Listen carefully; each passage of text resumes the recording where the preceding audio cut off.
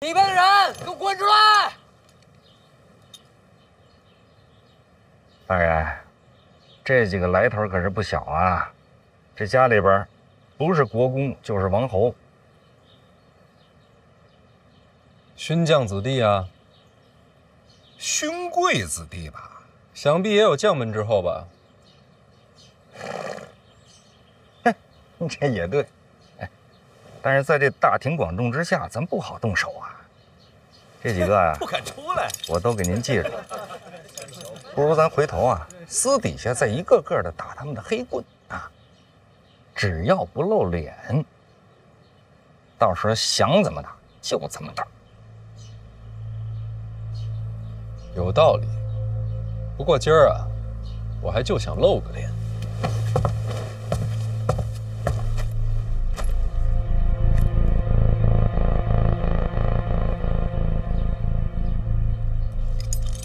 你就是范闲呀？听说抱月楼是被你小子给接下来的，能不能少说两句废话？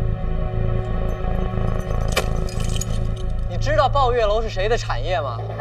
你小子没这个资格接，这是咱家殿下的产业，识相点，把楼给还回来。小爷我饶你一命啊！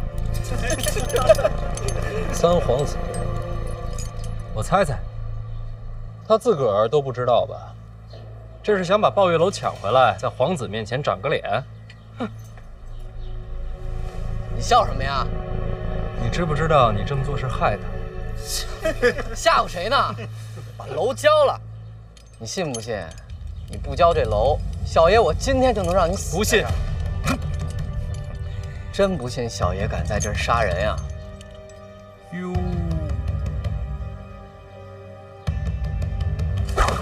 兄弟们，上！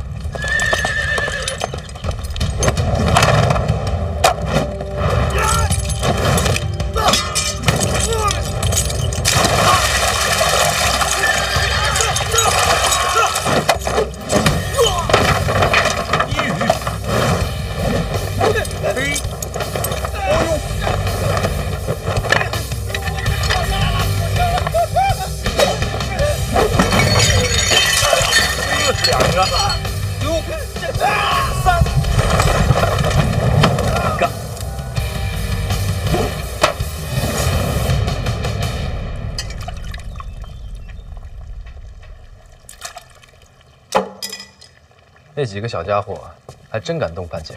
从小养尊处优，到这个年纪都没个轻重。那咱们该好好准备准备，看看怎么借此机会针对范闲。他不是一直想要个公道吗？那咱们就给他个公道。去趟叶府，找叶灵儿，就说我禁足在家，不便出门，劳他大驾，亲自来见我一面。人家未必会来吧？就说是我与范闲的争斗，他会来的。这叶姑娘跟郡主走得近，跟范闲关系也不错，要斗范闲，她不可能吧？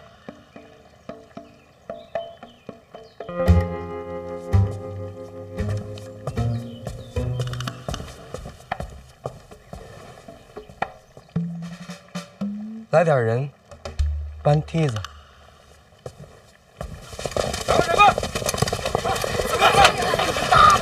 检察大人，属下来迟。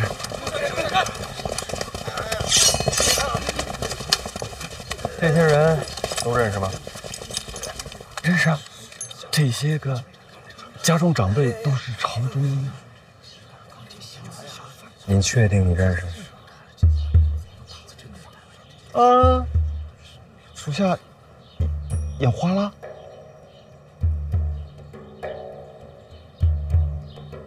属下根本不认识他们呀！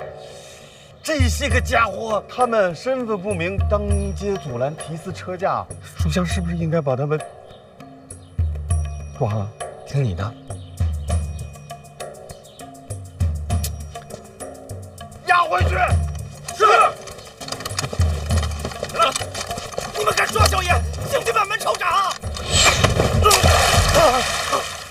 各位，行行好，少说两句吧。人呐，闹事的都是勋大人，真抓呀！抓呀。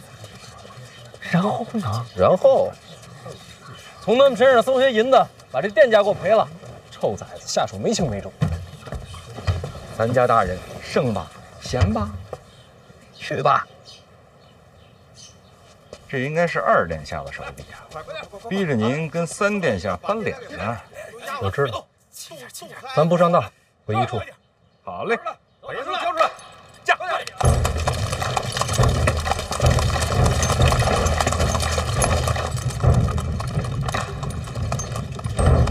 王启年，哎，三位大人，不去一处了，进宫。不是大人，咱不是说咱不上当吗？退一步越想越气，忍不了。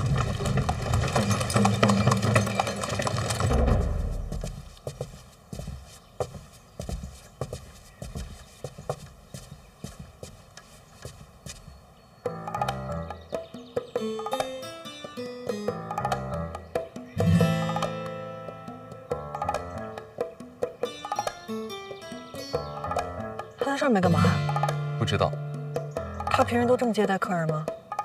不是。那我也要上面。不一定。殿下说也可以不用。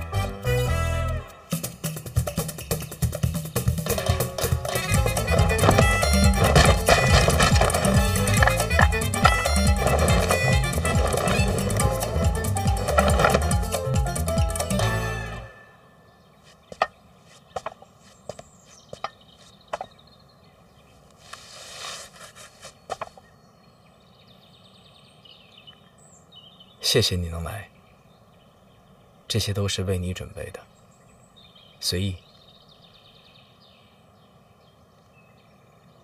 你为什么坐这儿啊？如果我说我跟范闲都是误会，你信吗？你们都闹成那样了，可是我心里还是很欣赏他的。那你跟他说呀，找我来做什么？他不一定会来，误会太深。其实，我对他从来没有阴谋诡计。不信你看我眼睛，我以皇族的尊严发誓。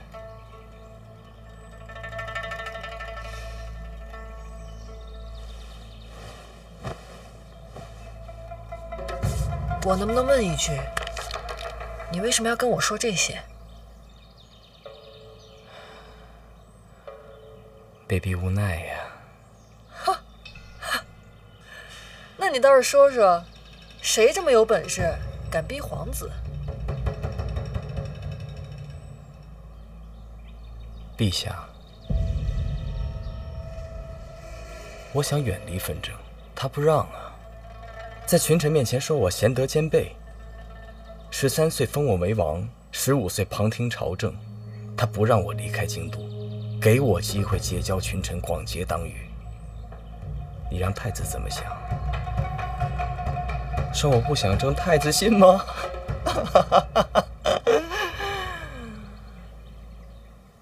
我只能够一步步地往下走，到现在，如果想回头，死无葬身之地。陛下为什么要这么做？让我做太子的磨刀石啊！这种话大逆不道。所以在屋顶上说，没人听得见。你怕别人听见，干嘛要跟我说？你我婚约在身，既然无法反抗，这后半生你我2人就是命同一体。如果这世上一定要找一个人敞开心扉，应该就是你啊。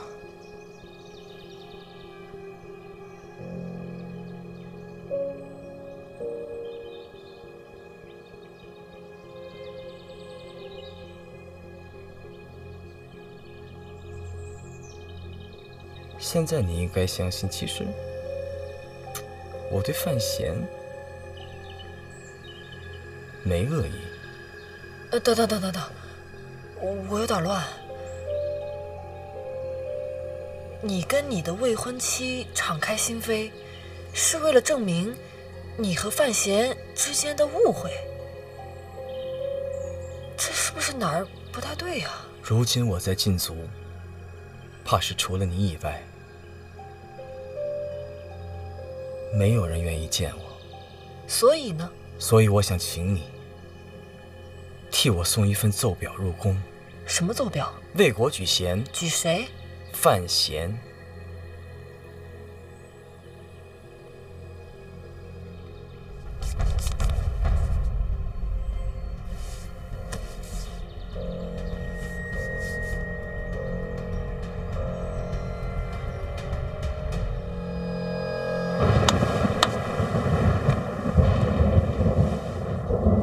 接着说，监察院最新消息：各府子弟当街拦截范闲车驾，范闲出手击伤3人，现在所有的人都关在一处。这是多大点的事儿，你就跑朕这儿来了？不是，到陛下这儿来躲清息来的。陛下不知啊，现在各位国公都在监察院门口找我放人呢。所以你躲进宫了。现在京都城内外只有陛下这儿最清闲。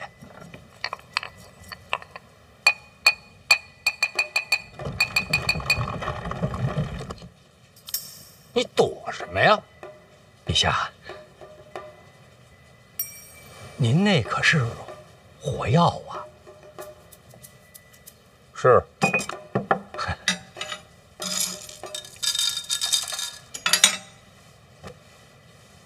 我问你，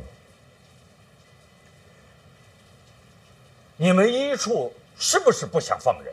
回陛下，抓人的是范闲，要想放人的话，也得找范闲才行。你们找范闲啊？范闲现在也躲在宫里。跪下！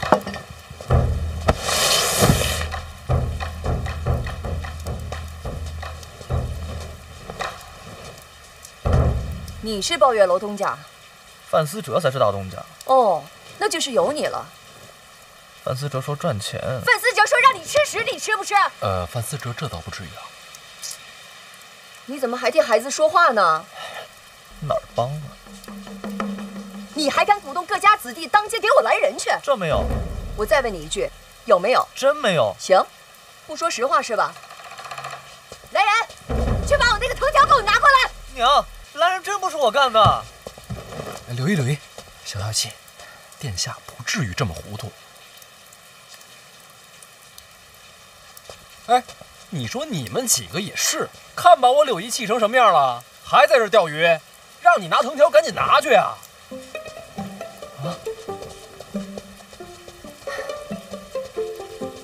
我让你不说实话，说不说啊？疼，不说是吧？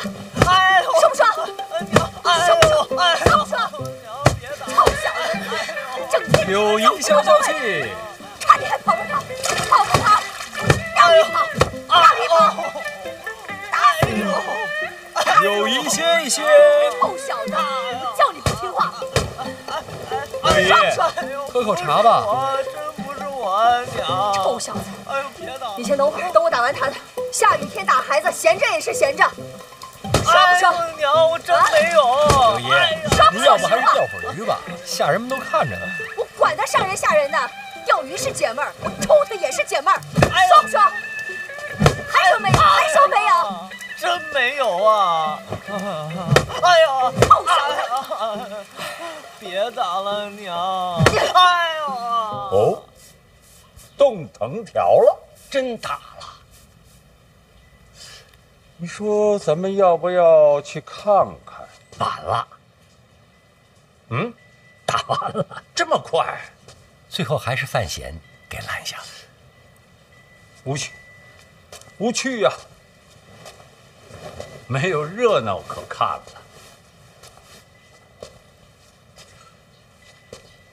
朕想问，为什么宫里的事儿总是你比朕先知道呢？因为监察院就是陛下的耳目。看来赖明成说的一点都没错，监察院已经做大，无人能管了。说的没错，有道理。请陛下三思。三思？你总让朕三思。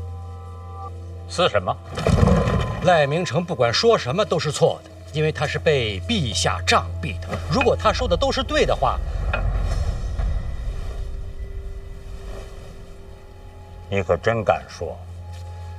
老臣忠心耿耿，知无不言。你就不怕有一天你和赖明成是一个下场吗？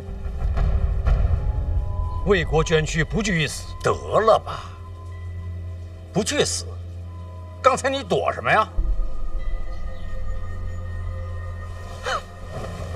陛下，这死亦有轻重之分。朕看最没轻重。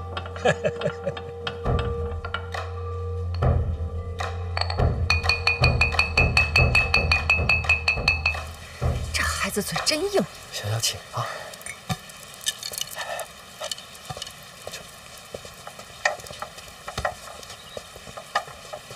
哎，这怎么拿走了？我还没打完呢。哎，刘毅，我觉得那群混小子拦路的事儿，他是真的不知道。我真不知道。这就是有人借机使坏，想让我和柳毅不痛快。以后少往宫外跑，听见没有？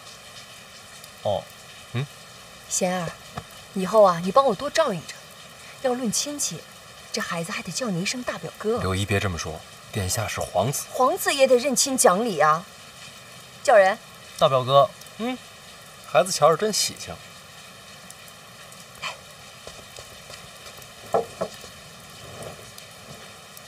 堵你的可都有些家世啊。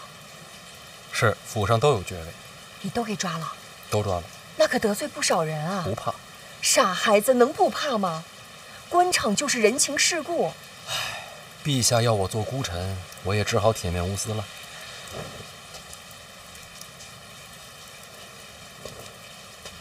别出去瞎传话，听见没有？不敢。你也是，什么都敢说呢。外面不爽，柳毅不是外人。这也真是难为你了。柳毅，这几日千万别让他出门，就怕别人还在等机会。你放心，我盯着，绝对不让他出门。那我走了。哎，不急，再多说一句啊，毕竟你是这孩子大表哥，还沾着亲呢。没事多来看看他，也替我管教管教。这瞧着不顺眼就直接打，怎么打都行。啊？啊什么啊？啊，我意思，表哥你以后常来啊。行了，打也打了，教训也记住了，起来吧。起来吧。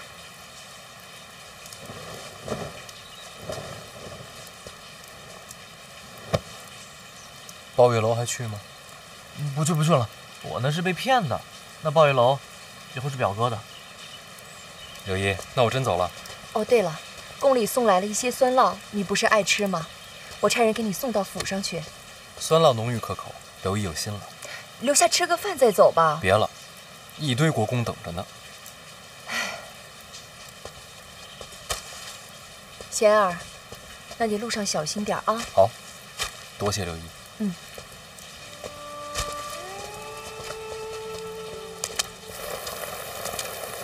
贤儿，慢点啊。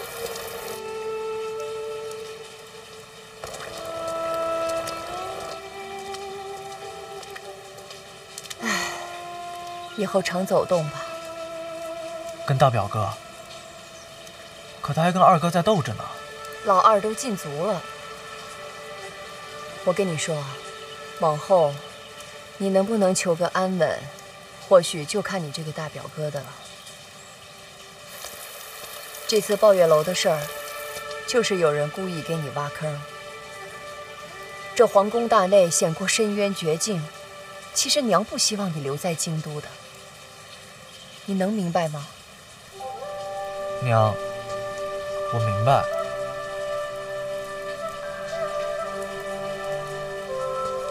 刚才娘是不是打疼你了啊？疼不疼？不疼。不疼。这不疼哪能记得住啊？来人，赶紧给我来人，把那个藤条给我拿过来，快点！听见没有？把我的藤条拿过来，快点！臭小子，你赶紧给我滚回来！我告诉你，我今天一定打到你记住，听见没有？回来！气死我！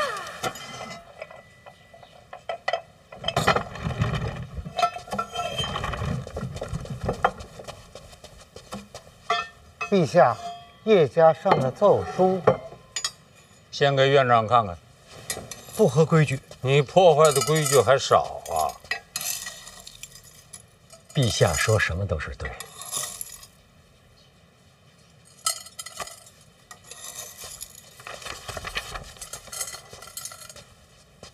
这是叶家和二殿下联名上奏。陛下，范闲继承庄墨涵书籍，文才经世，他们推荐范闲作为这届春闱的考官。对这个推荐信你怎么看？二殿下可是真聪明啊！刚刚进族就跟叶家联名上奏啊！叶家什么底呀？叶流云大宗师啊！这联名上奏，日后二殿下依然前途光明。他们的婚约是朕赐的，他再聪明也是陛下给的。你就看出这些？还有，二殿下跟范闲争斗之后，马上上奏举贤，让老臣感动。不谈人事，谈什么呀？朕在想，像范闲这个年纪，能主持春闱吗？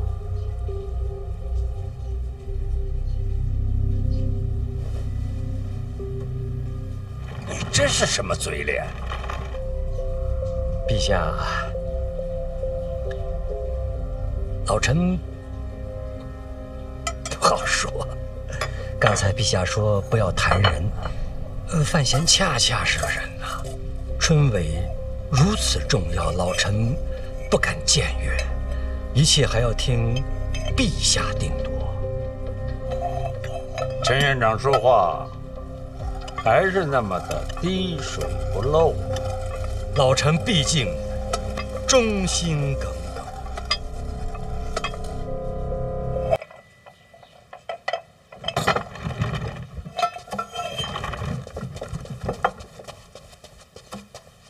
陛下，叶家上了奏书，先给院长看看。不合规矩。你破坏的规矩还少啊！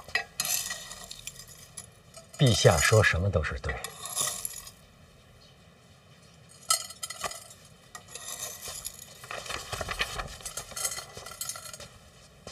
这是叶家和二殿下联名上奏。陛下，范闲继承庄墨涵书籍，文才经世，他们推荐范闲作为这届春闱的考官。对这个推荐信你怎么看？二殿下可是真聪明啊！刚刚进族就跟叶家联名上奏啊！叶家什么底呀？叶流云大宗师啊！这联名上奏，日后二殿下依然前途光明。他们的婚约是朕赐的，他再聪明也是陛下给的。你就看出这些？还有，二殿下跟范闲争斗之后，马上上奏举贤，让老臣感动。不谈人事，谈什么呀？朕在想，像范闲这个年纪，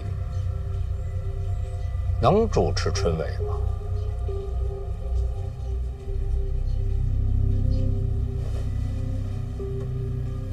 你这是什么嘴脸？陛下，老臣不好说。刚才陛下说不要谈人，范闲恰恰是个人呐。春闱如此重要，老臣不敢僭越，一切还要听陛下定夺。陈院长说话还是那么的滴水不漏。老臣毕竟忠心耿耿。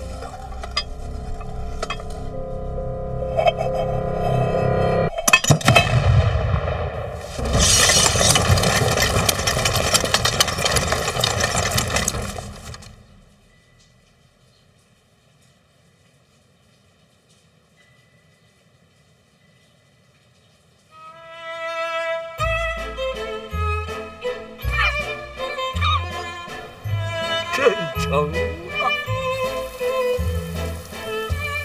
方公子，方公子，陛下口谕。这么巧，我刚准备走，陛下什么吩咐？陛下有旨，春闱将至，范闲兼任4品居中郎。此次春闱监督胡明抄录。恭喜小范大人，这一届学子该称呼大人一句作诗。居中郎，这官名有点意思，陛下先取的？哪能啊？居中郎自古便有。那侯公公觉得这朝堂之中，我该居中吗？老奴哪懂这些呀？居不居中，不都得靠着陛下吗？多谢侯公公提醒。哎呦，严重了，哪招提醒啊？随便乱说。哎呀，您看我这也没带些碎银。哎呦，您可别开这个玩笑，不合适。再说我也不敢呢，是吧？口谕传到了。我回去伺候着了。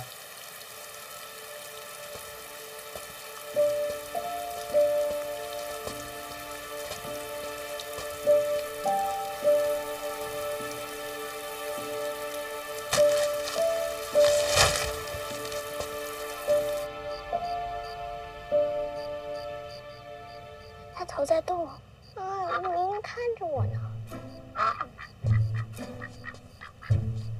哥，你回来啦！少爷，哎呀，不用跟我行礼。哎，回头跟你娘说一声，明天菜做的清淡点啊。怎么来我这儿了？是不是下不去手啊？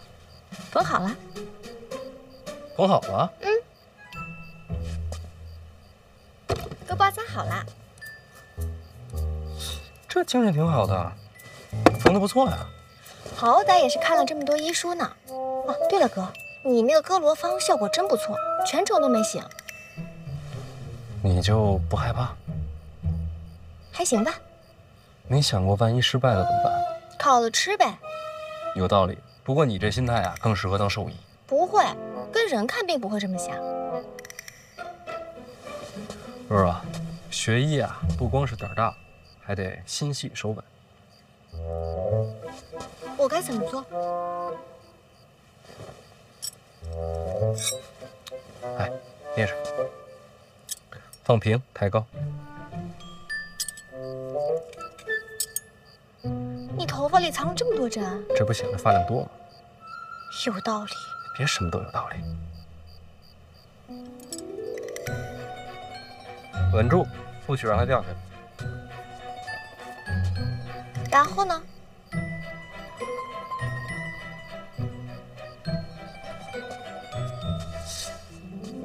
你别说，这手还真挺稳的。然后就是学会在运动中保持平衡。首先呢，就得走起来。练到后来啊，不管是正着走、倒着走、前后左右、东南西北，哪怕是蒙上眼睛，它都不能掉。你哥我当年练这个的时候啊，老师说。然后呢？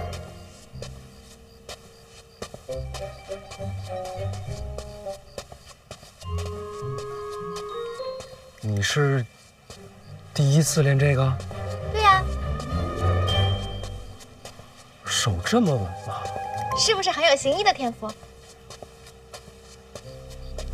算是吧。哥以前也练过？练过。也跟我一样可以挑着针走来走去？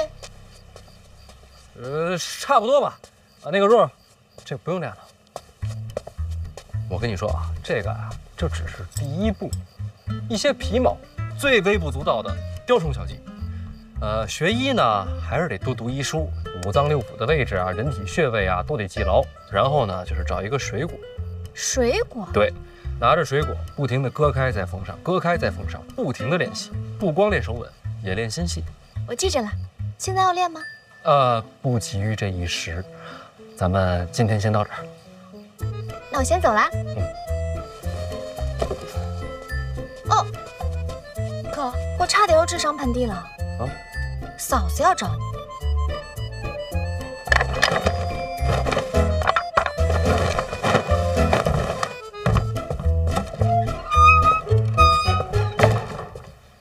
来啦，你猜到我会晚上来？范大人，你来我这儿，晚上比白天多。你这话说的，显得我不像好人啊。勋贵子弟拦路打人的事儿，我听说了，这应该是二哥暗中推动。我知道，都是被他当枪使。那些少年，你该打就打，该训就训，陛下撑腰，那些国公勋贵不敢怎么样。大不了你打完了，我再登门赔罪，好歹有个郡主的身份，他们打碎了牙也只能往肚子里吞。婉儿，咱俩真是珠联璧合。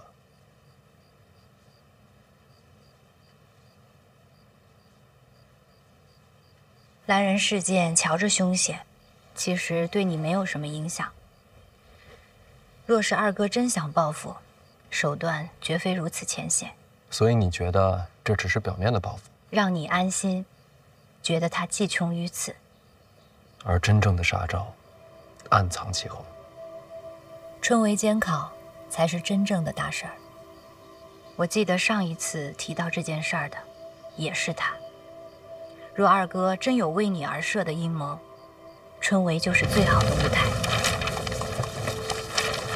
春闱科举是全天下文人学子的盛宴，所有寒窗苦读，所有披星戴月，一切辛苦煎熬，都是为了这个鲤鱼画龙、平步青云的机会。未来这段日子，天下人的目光都会集中在京都，所有希望和绝望都会在此上演。你我天生就应该是夫妻啊！所思所想如出一辙，这不是天生的姻缘是什么？你也是这么想的？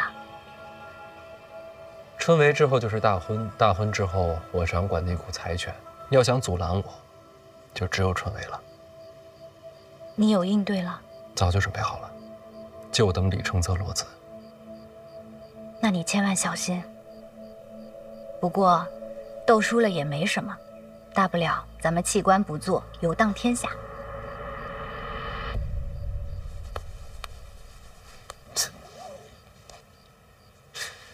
反正有你就行。别动手动脚的，羞坏了。那话说回来，我这看了半天了。你绣了个什么呀？鸳鸯戏水。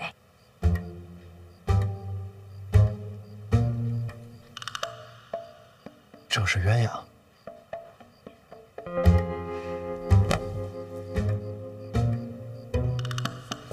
其实真的挺好的，挺好的。别找补了，确实是我的问题。以前学这个吧，就喜欢绣花草玩石，不喜欢绣活物。现在要学，确实太难了。那就不学了。来，喝水。这是要送你的，不绣鸳鸯说不过去。送我？成亲的规矩。怎么还有这种规矩？不成文的习惯，这不显得大家闺秀吗？那你以前没练？以前觉得自个儿活不到成亲。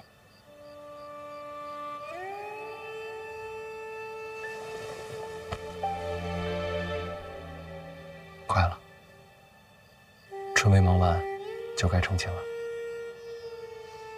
到时候一定绣成鸳鸯。为什么小的时候不喜欢绣活物啊？帕子里的东西绣得再好，终究是死的，就好像被困在里面了。我从小被关在宫里，染着病，无处可去，看见他们，就想到自己，心里别扭。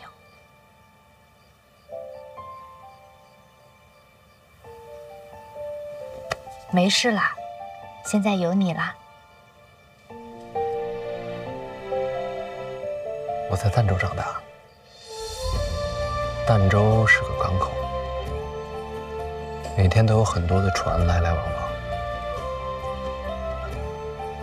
等到日落的时候，海上的飞鸟随风起落，放眼望去，全是生机勃勃。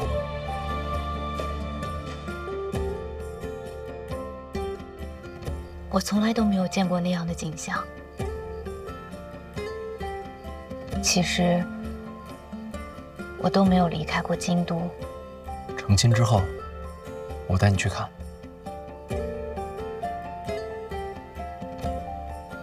我一直有一个梦想，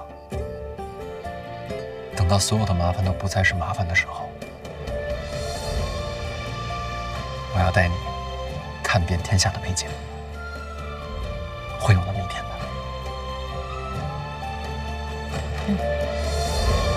同福客栈，医术啊，已经悄悄地把那儿给围了，以防别人暗中动手。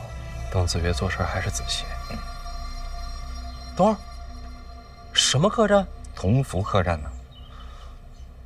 掌柜的贵姓啊？同福客栈，姓童吧？男的还是女的？男的吧。大人要想要个女的，我也可以给您想办法弄。边儿去，我什么都不想要。你可以走了。义父，闭嘴！读书人该有风骨。孩儿，我趋炎附势，蝇营狗苟。贺宗纬，今日我不打你出去，就已经算是心软了。读书人不能做狗，也不该做狗。孩儿是真的敬仰你。滚！哎，孩儿先行告退。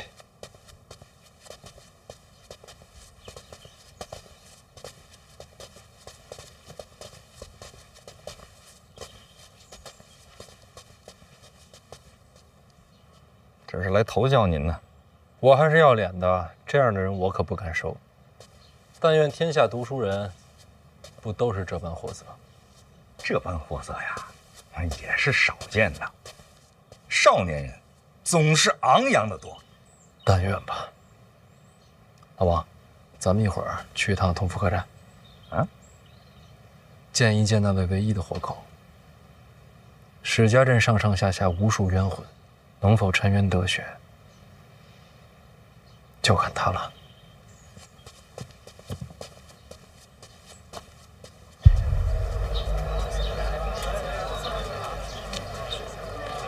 读书人不能做狗，也不该做狗。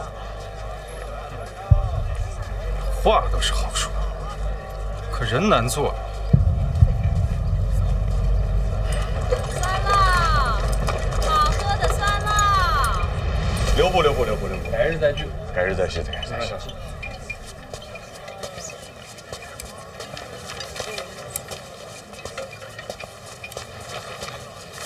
范公子来了。借一步说话。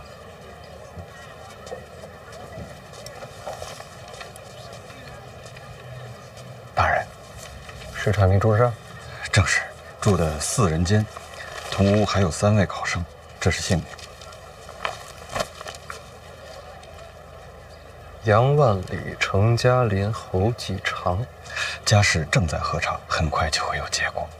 还有大人，这是石产力入住客栈以来一言一行的详尽记录，请过目。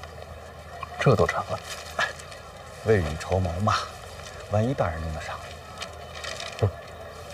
还喝酒了？与3位考生相谈甚欢，喝了几杯，酒量倒是一般。这会儿人不在客栈？是，人正在考院。离考试还有那么多天，这会儿去考院做什么？才砌墙。砌墙？用点心啊！来，请拿轻放。慢点，好嘞，好嘞。后边行，别碰坏了啊！慢点啊。大人请看，这些都是他家今年村委的考生。那边过来2个。他们这干嘛呢？帮礼部翻修考院。翻修考院？那不是工匠的活吗？怎么让学子干？是。礼部尚书郭征郭大人提议的，说是学子众多，家境不同，京都物价甚高，贫寒学子活得艰难。所以说这工钱与其让工匠赚，不如让学子赚。正是，自愿参加，既可以提前感受考院的堂皇气象，又可以挣些银两维持生计。那这么看来，这位尚书还蛮体恤民情的。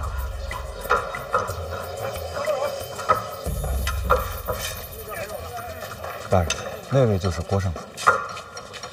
他这郭大人还亲力亲为啊！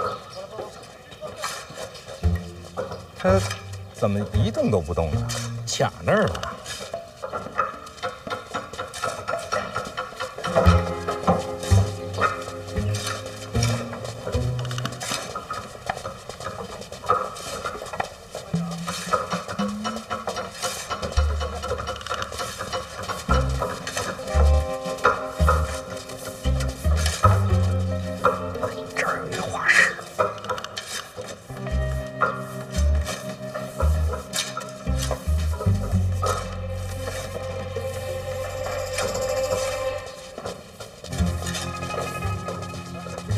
确实啊，翻修考院既是功业之德，自然是要画下留念。朝中某些大人确实有此雅趣，有点意思。那大人，咱回医书，咱也画一个。史产力呢？大人，那就是史产力。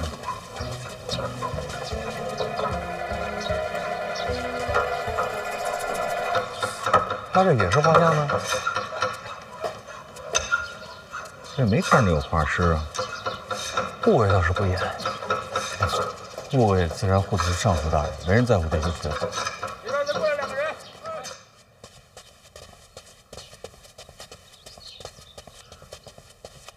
贺宗伟，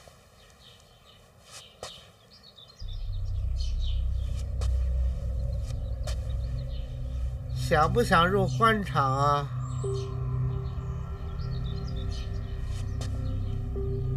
若能出人头地，你可愿以身犯险啊？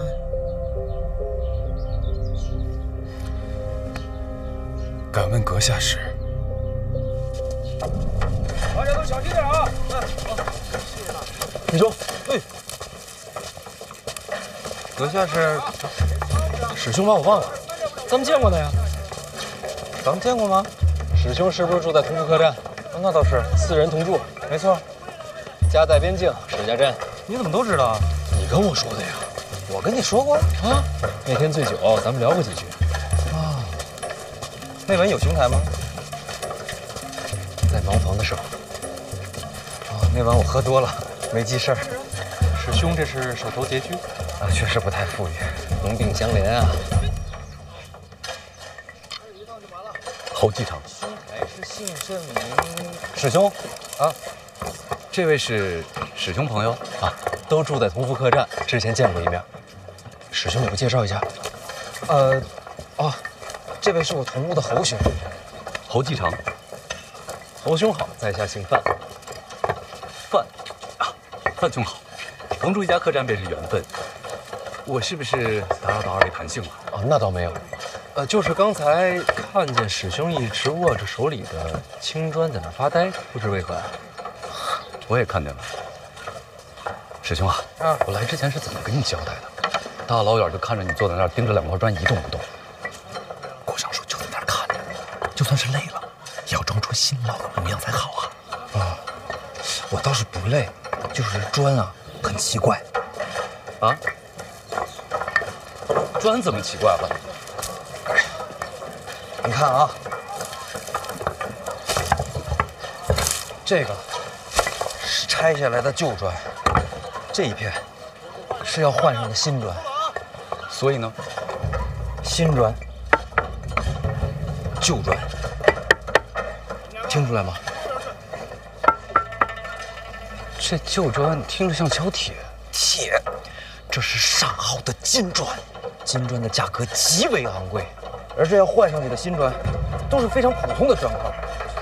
哎，还有你们看，这拆下来的柱子，这可都是金丝楠的呀。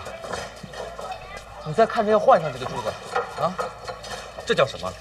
这就是木头，太普通了，极为普通。所以我就不明白了，这礼部翻新考院为何换上去的反而更差呢？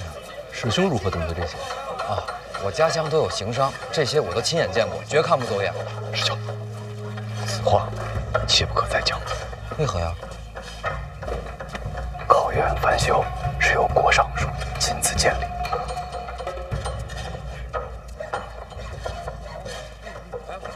那就更该告知郭尚书，免得他被人骗了。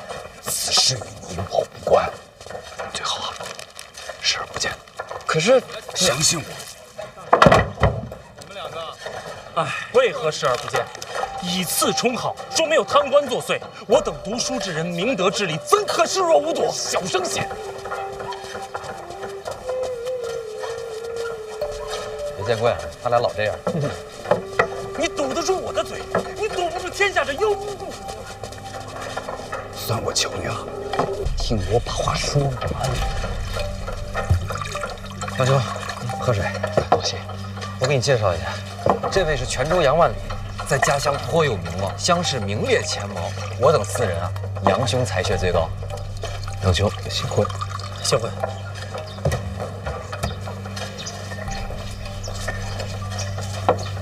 我这就去。你少读些书吧。就算是告发，我们的话谁会听啊？听说小范大人，现在你认识小范大人吗？我可以认识。郭尚书认识小范大人吗？那是自然。你们两人谁和小范大人熟络？郭尚书。人家两人共同掌理春闱，要是早有往来，又当如何？我明白你意思，你的意思是，小范大人和郭尚书沆瀣一气，狼狈无我。我可没有这个意思。那你是什么意思？我的意思是，忍了，莫再提这件事了。如果这都能忍，那读书何用啊？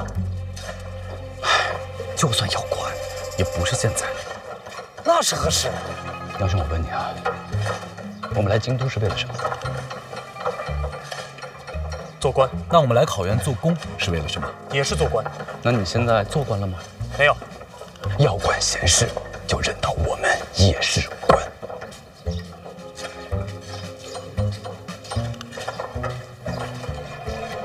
读书人何至于此？因为都是这般。告辞。哎，杨兄，杨兄，明明是个书生，跟个莽夫似的。哎，老兄，你刚才说这来这做工也是为了做官，何意啊？啊，没有没有，生活拮据，赚些吃饭钱罢了。除了钱财，侯兄在来之前还交代过我们这其中的关键。师兄，无妨。师兄都是学子，是懂得分享。侯兄说了，咱们来做工，不仅仅是赚钱，也是为了露脸。露脸？咱们这些来做工的学子都会在册上留下姓名。郭尚书本人就在现场，咱们最好能让郭尚书记住咱们的名字。记住名字？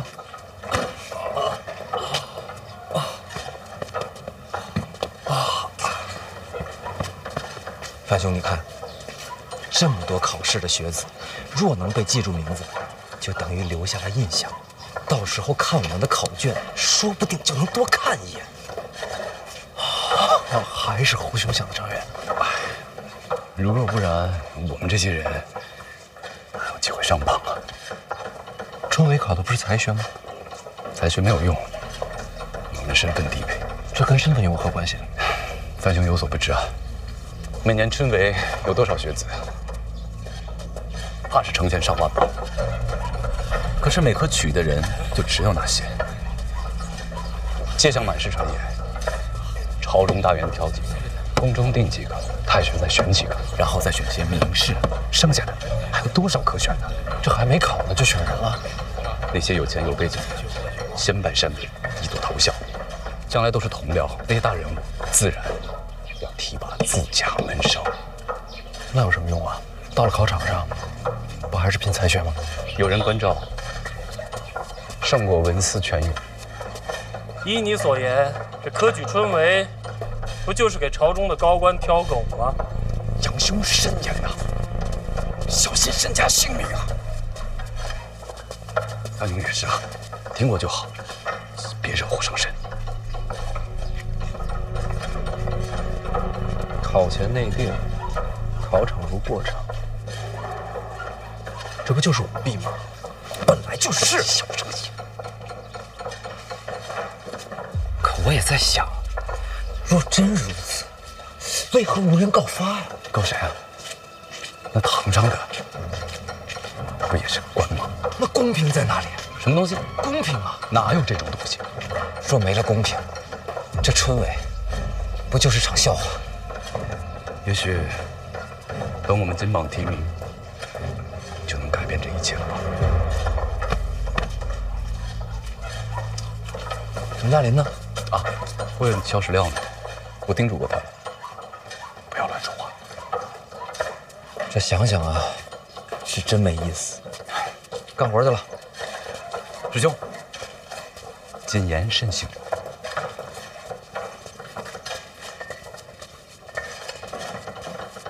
范兄，帮个忙呀！侯队长，哎，这也太厉害了，一个人搬了这么多趟。应该的，应该的，辛苦了。你要不歇会儿？一上午看你没喝水了。哎呀，没事没事，可不好，应该的啊。不用吗？不行不行，我再帮你多搬几趟。走。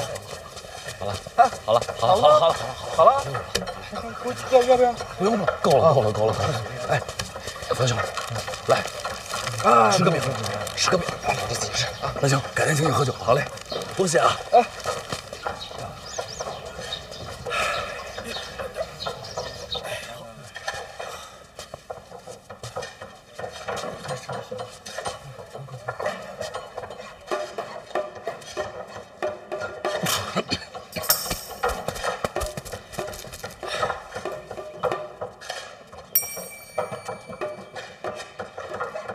小范大人，郭尚书认得我。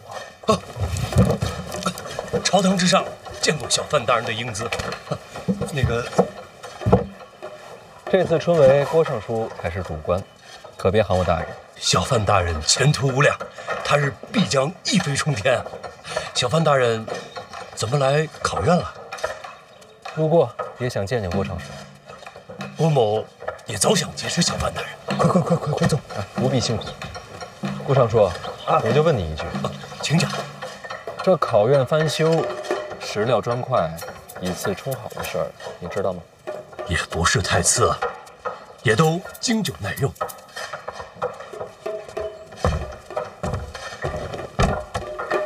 这么说，郭尚书都知情？要说不知道，岂不是儿笑话？这翻修考院，户部可拨了银子。那肯定的，户部不拨银子，谁敢动工啊？经郭尚书这么经久耐用一番，还能剩下多少？应该还有些结余。那些拆下来的金砖和金丝楠也都不便宜，拆下来的砖木都在礼部的库房，结余的银两也都记在账册。郭某知道小范大人有凌云之志，立志要惩贪除奸，郭某是赞不绝口，绝不可能明知故犯。这次重修考院，没有1钱银子进到郭某的口袋，郭某问心无愧。小范大人如若不信，便可细查，咱们礼部配合到底。钱在账册，都在，砖木在库房，绝无缺失。那我就不明白了，郭尚书这么做，图什么呀？郭某既然身为礼部尚书，自然不能尸位素餐。咱们为官之人，就应该多做一些实事。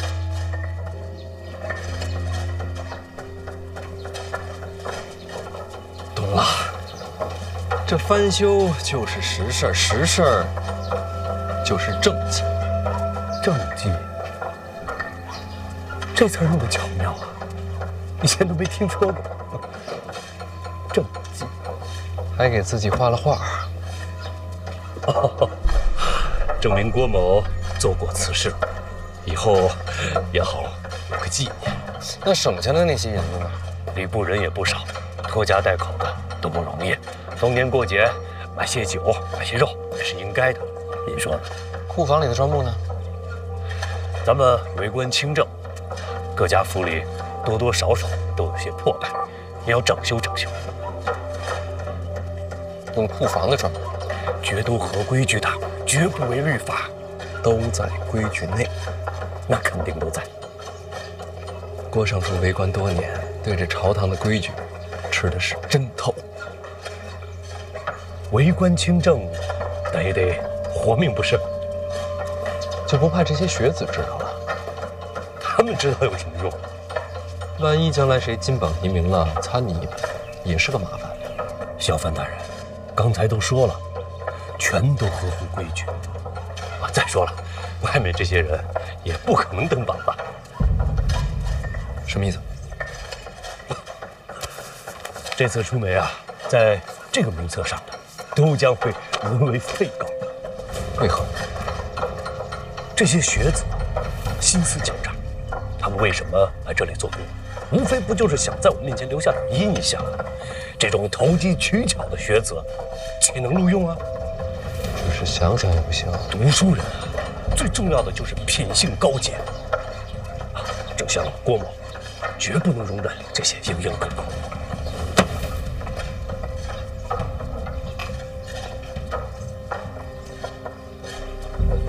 若非门外的学子有大人的门客，只是想给这些学子留条活路。小范大人，品性最重要。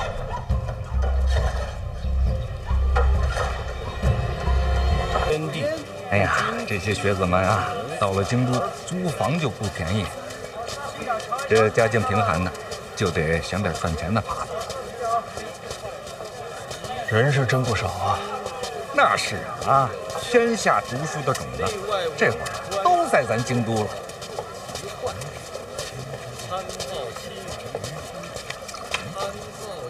这菜真新鲜啊！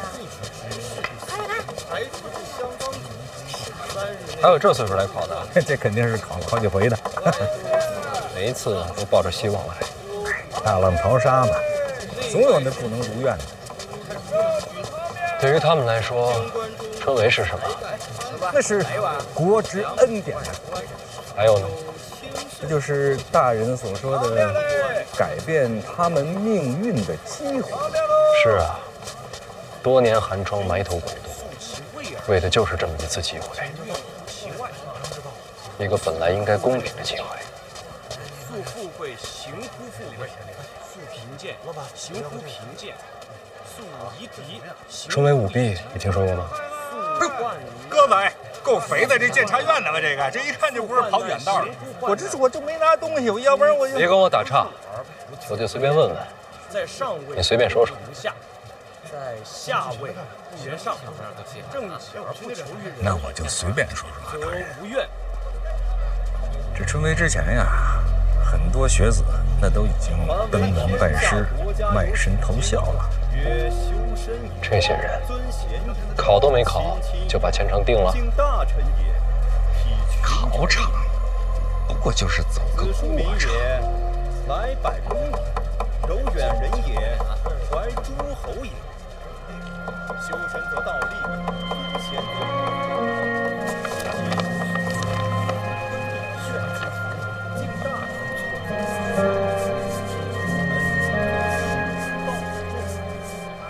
看这一段跟书上一样，还有这一段。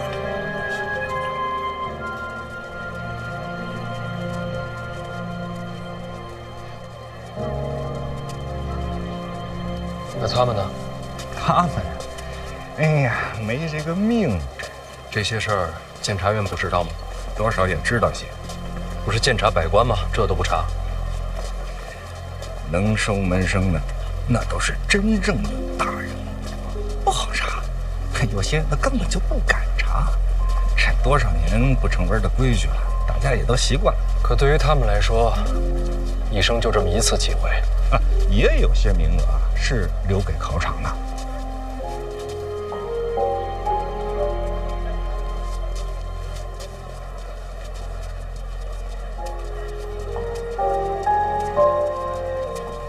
这不公平。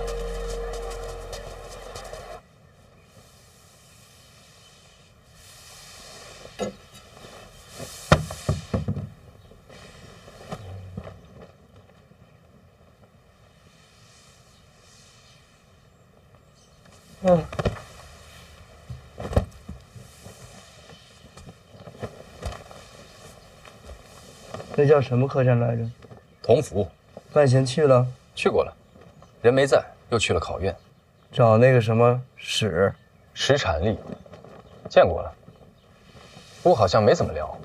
咱们的人远远看着，说史产力神情不见悲痛，这史家镇全灭的消息，他应该还不知道。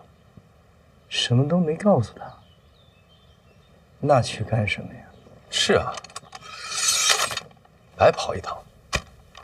也不知道这范闲到底在想什么。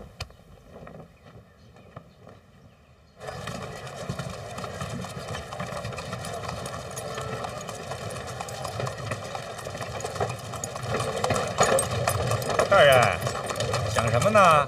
其实也没想什么，没几天就是春闱了。这个时候知道家乡没了，史产力还怎么考啊？等等吧。一处也守着呢，等他安心考完，再看看该怎么办。大人，真的是不一样啊！又哪儿不一样了？这要换做其他大人呐，谁会在乎这些？总得把人当人吧。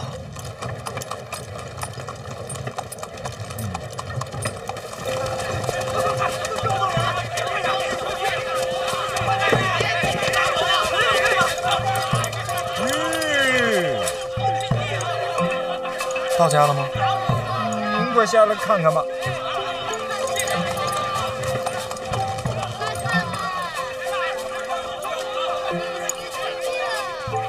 就是敬仰小范大人啊，一点小意思啊，收下收下啊。那不是星期五吗？没错，好几位看着都眼熟，朝堂上见过，这会儿都穿着便服了。穿官服那不是不好看吗？我那点心意啊，都在里边写明白了啊！告辞，告辞。小范大人不收礼，不收礼，真的没了，没人拿回去吧。让，真受不了，真受不了。又过来。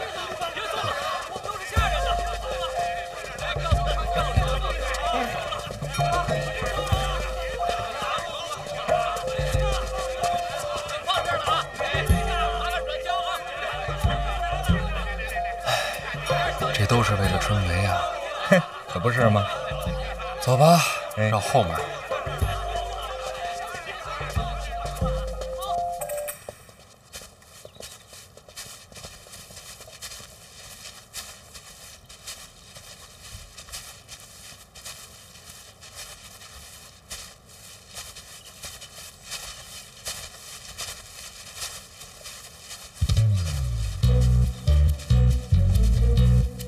殿下，这不对呀，这范府怎么一个人都没有？谁让咱们是从后门进来的？那也不能人迹全无啊。没人说明什么呀？说明范府遭遇变故。说明我们没来过。这范闲的院子在哪儿啊？要不搜一搜？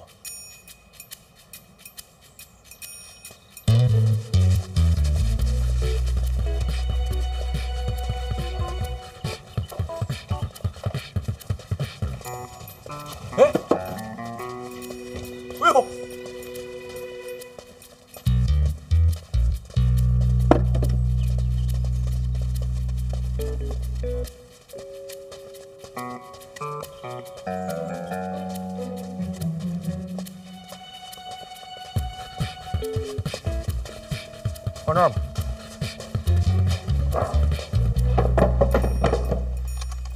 原路返回，府外等我。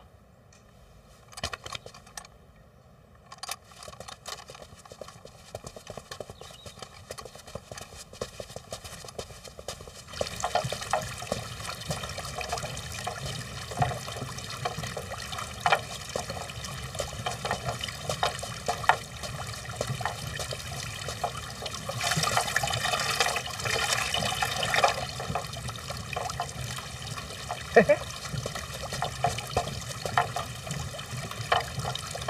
哎呦，这转起来了。老爷，嗯，太子登门，你怎么把下人都给撤了？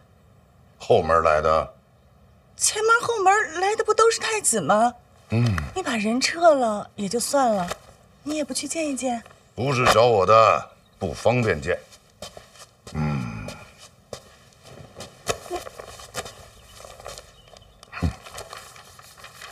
官场浮沉，哪个字最重要？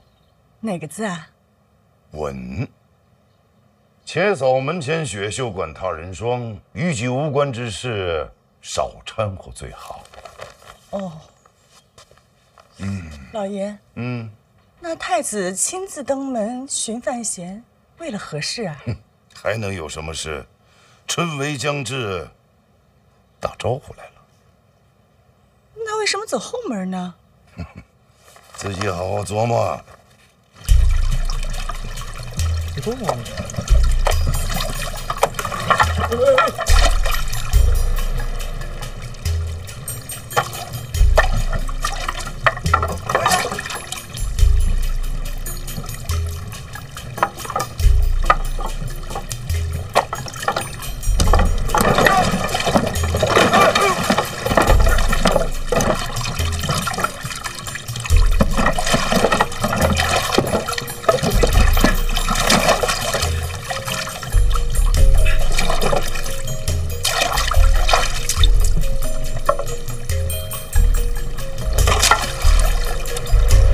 太子这是专程拆家来了。